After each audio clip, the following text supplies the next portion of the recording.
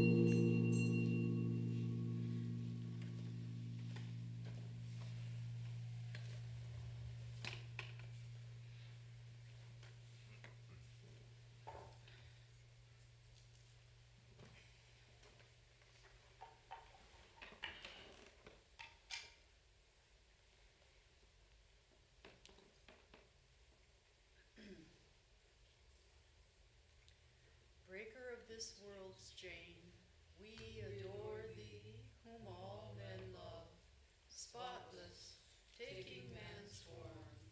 O purifier, thou art above the gunas three, knowledge divine, not flesh, thou whom the cosmos wears, a diamond at its heart. Let us look deep in thine eyes. They are bright with the wisdom of God, that can wake us from Maya's spell. Let us hold fast to thy feet, treading the waves of the world to safety. O drunk with love, God drunken lover,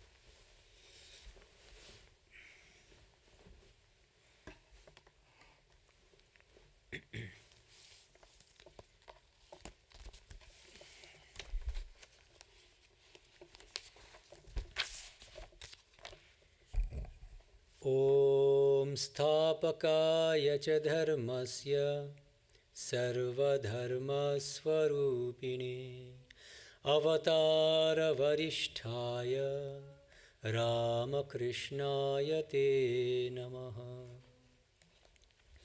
Good evening, everyone. Today is a very auspicious day. It's the birthday of Swami Vijnanananda Ji Maharaj. And the previous head of this Hollywood center was Swami Swahananda Ji. He was a disciple of Swami Vijnanananda Ji. So there's a special connection with Hollywood. He was born on 30th October 1868, so just 5 years younger than Swami Vivekananda. He was a brilliant student. First met Sri Ramakrishna at the age of 7, or he saw him for the first time at the age of 7. But his second encounter with Sri Ramakrishna was quite extraordinary, years later, still as a young man. His pre-monastic name was Hori Prashanna. So he says this is his own account of the second encounter with Sri Ramakrishna. A young man, by which he meant Narendra, was singing a devotional song, Joy, Joy, Dayamoy, Joy, Dayamoy. Victory to the compassionate Lord, victory to the compassionate Lord. Sri Ramakrishna was standing in the center of the group, and another young man, meaning Baburam, a Premananda, was holding him so that he would not fall. The master was completely oblivious of his surroundings. He wore a white cloth. His face shone with a heavenly luster, and a smile played on his lips. His teeth were visible, and there was such a joyful expression on his face that it seemed as if it would crack like a cracked melon. His eyes seemed to be gazing at something, and he appeared to be immersed in an ocean of bliss. Another thing, he continues, another thing that struck me has remained imprinted in my memory forever. From the base of the master's spine right up to his head, the whole column had become inflated like a thick rope, and the energy that rose upward towards the brain seemed to be spreading its hood and swaying its head like a snake dancing in joy. So he's literally seeing the physical manifestation of the awakening of his Kundalini on his second encounter with Sri Ramakrishna.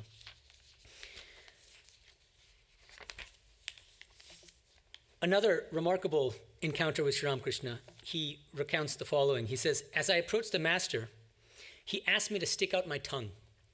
When I did, he drew a figure on it with his finger.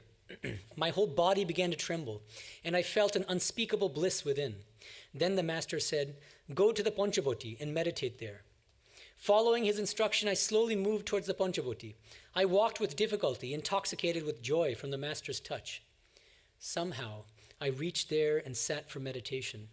Then I lost all outward consciousness. When I regained my ordinary state of mind, I saw the master seated by me. He was rubbing my body with his hands. His face shone with a heavenly smile. I was still in an intoxicated mood. He asked me, "Well, how was your meditation?" "It was very good, sir," I replied. Then the master said, "From now on, you will always have deep meditation." Even more remarkably, this might be the first and only example of spiritual transmission through wrestling. This is what he says. Another encounter with Sri Ramakrishna. He says, Hari Prasanna says, "I felt Sri Ramakrishna's room vibrating with the tangible atmosphere of peace, and the devotees present seemed to be listening in blissful absorption to the words that poured from the master's lips. One by one, the devotees took their leave, and suddenly I found myself alone with him. The master was looking at me intently. I thought it was time for me to depart, so I prostrated before him. As I stood up to go, he asked, 'Can you wrestle?' 'Come, let me see how well you wrestle.' With these words, he stood up, ready to grapple with me. I was surprised at this challenge. I thought to myself, what kind of holy man is this? But I replied, 'Yes, of course I can wrestle.' Sri Ramakrishna came closer, smiling. He caught hold of my arms and began to shove me. But I was a strong, muscular young man, and I pushed him back to the wall. He was still smiling and holding me with a strong grip. Gradually, I felt a sort of electric current coming out of his hands and entering into me. That touch made me completely helpless. I lost all my physical strength. I went into ecstasy, and the hair of my body stood on end. Releasing me, the master said with a smile, 'Well, you are the winner.' With those words, he sat down on his cot again. I was speechless. Wave after wave of bliss engulfed my whole being. I was pondering the fact that the master had not won physically, but his spiritual power had completely subdued me. Some time passed. Then the master got up from his seat. Patting me gently on the back, he said, 'Come here often. It is not enough to come once.' Then he offered me some sweets as prasad, and I returned to Kolkata. For days, the spell of that intoxicating joy lingered, and I realized that he had transmitted spiritual power to me."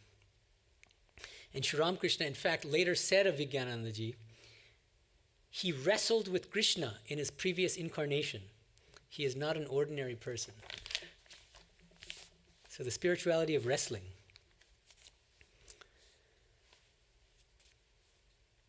Another incident. During his college days, he visits Sri Ramakrishna in Dakshineshwar, and he asks him, "Is God with form or without form?" Sri Ramakrishna replies, "God is with form as well as without form, and again, he is beyond both form and formlessness." Then I asked, "If God is all, is this cot also God?" pointing to Sri Ramakrishna's bed. He answered emphatically, "Yes, this cot is God. This glass, this utensil, this wall, everything is God." As he spoke, I experienced an inner transformation and was lifted beyond the realm of ordinary consciousness. My heart was illumined, and I saw the light of Brahman everywhere. This should remind us of the incident between Naren, the young Swami Vivekananda, and Sri Ramakrishna, but actually mocking Sri Ramakrishna for saying, "Oh, then this glass is God," and then Sri Ramakrishna gives him this direct spiritual experience of what seemed to be Vijnana, this realization of God in everything. Hari Prasanna was a brilliant student, and he studied civil engineering, which came in very handy later for the order because he constructed a number of buildings. And he spent a lot of time with Swami Vivekananda. They were very close. So there are some remarkable incidents with Swami Vivekananda as well, but this is a really touching incident. When in 1898, the Ramakrishna monastery, this is before Bilamat was even in the picture, it was finally moved. The monastery was moved from Alambajar Math to Nilambar Mukherjee's garden house in Belur Math, okay, before the main temple was built. And Swami Vivekananda entrusted Hori Prasanna with the task of building a ghat and an embankment on the bank of the Ganges for the Belur monastery. So Swamiji asked Hori Prasanna, Swami Vivekananda, for an estimate. How much will this cost, this project that I'm suggesting? Vivekananda worried that Swamiji, he loved the idea, but he was worried that Swamiji would poo-poo the idea or nix the idea if he quoted too high an estimate. So he said, 3,000 rupees, knowing that that's an underestimate. Swamiji was very happy, thinking that's affordable, that's a great price. Let's do it. Let's go through with it. Hari Prasanna believed strongly in observing truthfulness, so he felt bad about underestimating and telling Swamiji a kind of half-truth. So he goes to Brahmanandaji and admits, he says, look, I said 3,000, but it's going to be way more. It turns out to be way more. Now what happens? Brahmanandaji takes the flak for it. He says, don't worry, I'll take care of it. So Swamiji ends up, because Brahmanandaji is in charge of the accounts, okay? And so Swamiji asks, show me the accounts for this project that Hori has been working on. He shows him that it's way more. There's already more spent than 5,000 or whatever. Swamiji becomes livid, starts shouting at Brahmanandaji. What, you're incompetent, this, that, blah, blah, blah. Brahmanandaji doesn't say anything, goes back to his room, devastated. Swamiji, some moments later, feels bad about having severely reprimanded Brahmananda. And he asks Hori Prasanna, hey, could you go check on what Raja is doing? So he's worried about whether his feelings are hurt. So Vijnanananda goes to Brahmanandaji's room. He sees that he's weeping in his room. Poor Brahmanandaji. But now let me read you the rest of the incident, which is very touching.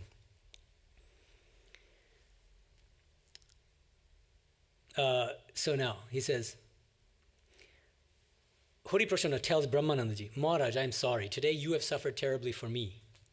Brahmananda says, brother, can you tell me what wrong I have done that Swamiji could scold me so harshly?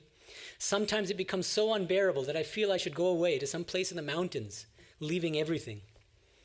Returning to Swamiji, Vijnanananda reported that Brahmananda was crying. At this, Swamiji rushed to the room, embraced Brahmananda and said tearfully, Raja, brother, please forgive me. It is my fault that my temper is short and that I scolded you. Please pardon me.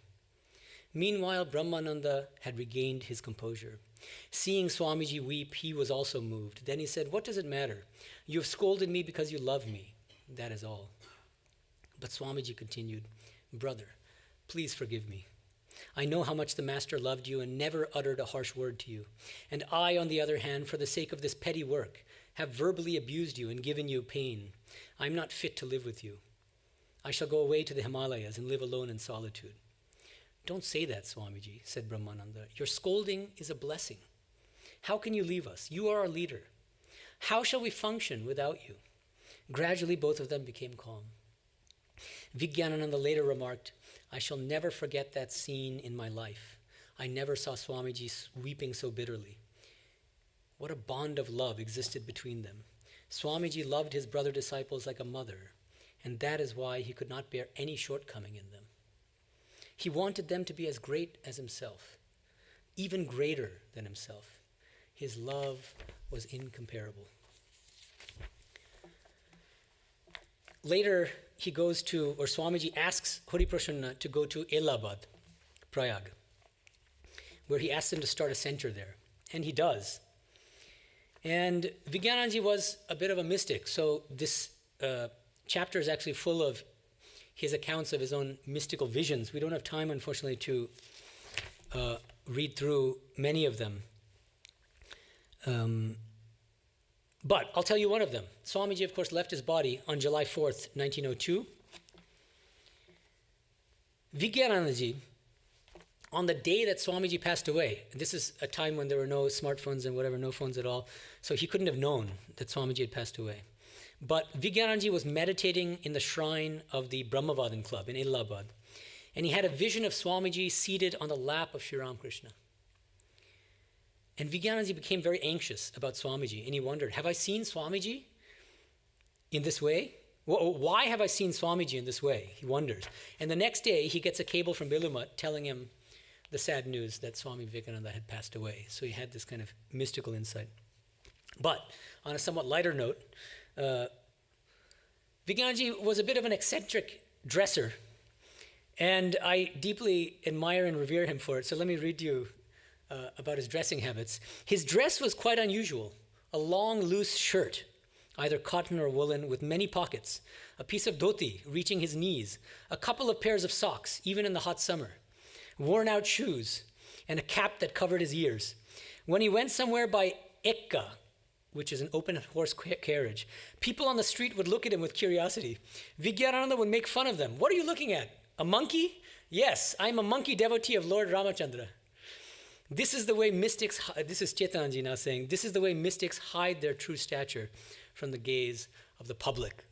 And I like this because these days with YouTube gurus and all these things, there's a tendency toward spiritual posturing. And this is somebody who is completely devoid of any kind of affectation, extremely sattvic kind of spiritual aspirant and saint.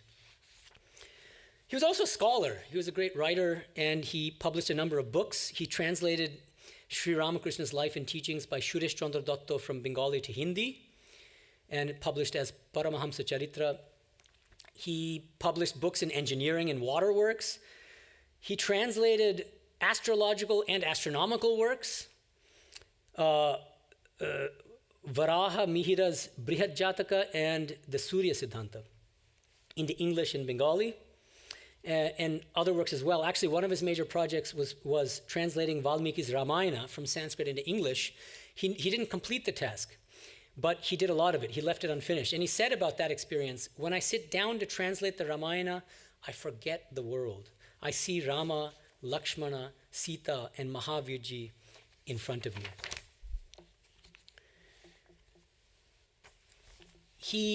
While he's still in Allahabad, they, of course, as you know, our order is based on social service, and so most of our centers, our mission centers, they have some service component. And so there was a homeopathic hospital in the Allahabad center where Vijnanandaji was based, and the homeopathic doctor suddenly resigned. So now he's in trouble. So what does he do, Vijnanandaji? He could not find a doctor immediately, and he was very concerned for the indigent patients, the poor patients. So he wondered, well, it is the master's work. I shall give medicine chanting his name. So don't do this at home. Okay, but this has a happy ending. Vijnananandaji had no knowledge of medicine. Nevertheless, he started to go to the dispensary every morning. He gave homeopathic medicine to the patients without asking about their diseases or physical problems. When the female patients tried to tell him their physical problems, the Swami said, don't talk about your disease. Take the medicine and go home. It was amazing. Every single drop of homeopathic medicine he gave cured each patient. Not one had to return for a second dose. When this miraculous news spread, more patients began to appear every day. It became difficult to control the crowds. Then the Swami brought in a doctor from Varanasi and was relieved of the responsibility. The doctor checked the stock of medicine and discovered that even the nitric acid bottles were empty. And that's like a pretty powerful medicine. Frightened and amazed, he said to the Swami, Maharaj, you have cleared even the nitric acid. Vijnanananda simply said, I have given medicine in the name of the master, and the patients got well. There is no credit for me. I did as he asked me to do.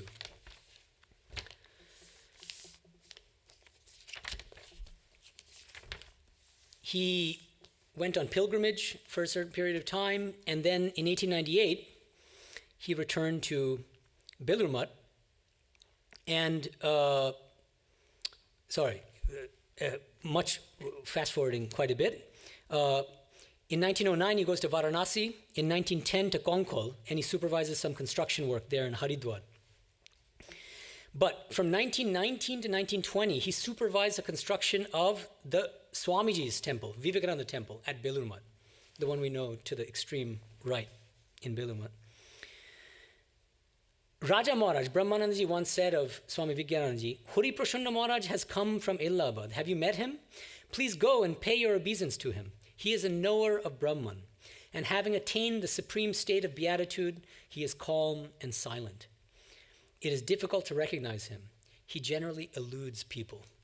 He came off as a bit of an eccentric, extremely quiet, but spiritual people could detect his own spiritual stature. On 25th April 1933, Shivanandaji Maharaj, or just shortly thereafter, he leaves his body, and he was the president of the Ramakrishna order. After that, in 1934, Vijnanandaji becomes vice president. And right before Shivanandaji passes away, he blesses his brother disciple, Vijnanandaji, as follows. And this is Vijnanandaji's own description. He says, "That day Mahapurush," meaning Shivananda, "laid his hand on my head. His touch changed my mental attitude.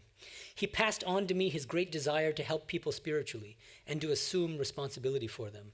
I now feel that as long as I live and have the least strength in my body, I shall do the same and give the Master's name to all." So this completely changed his spiritual outlook and his attitude. Before, he was extremely reclusive. He would barely even socialize with anybody. And after this blessing from Shivanandaji, Shivanandaji was preparing him to become the next president, basically, and to become a Diksha Guru. And he ended up giving Diksha to many, many thousands of people, including Swami Swahanandaji here.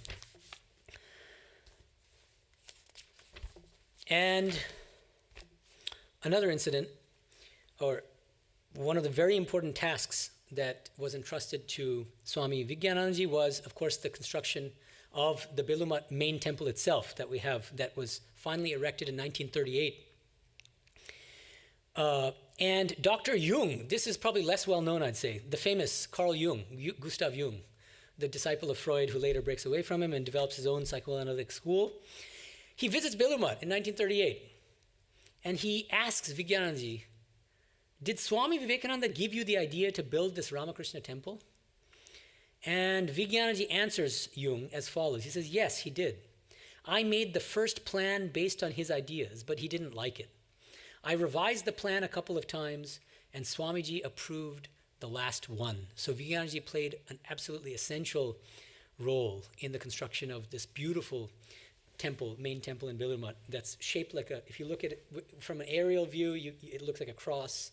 And then there are also Islamic architectural motifs and also Hindu motifs. And so it literally, physically embodies the harmony of all the world religions.